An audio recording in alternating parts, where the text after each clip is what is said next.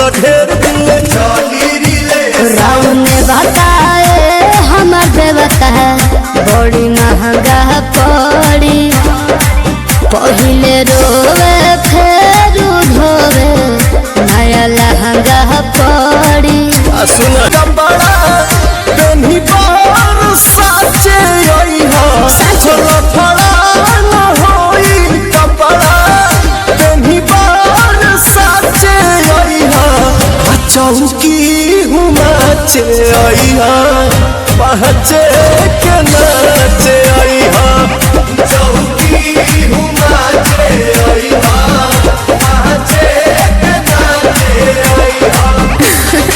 अच्छा देखो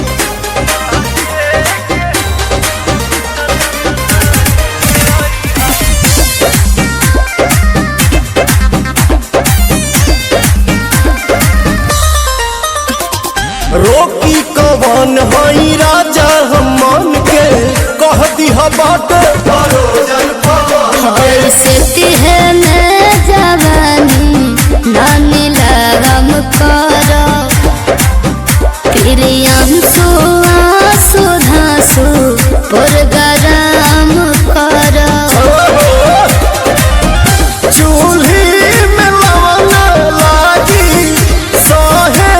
तुआचे आई हा चूल्ही में लवन लागी सहे तुआचे आई हा चौकी हुमाचे आई हा पहचे के नाचे आई हा चौकी हुमाचे आई हा पहचे के नाचे आई हा। ठीक बाजी।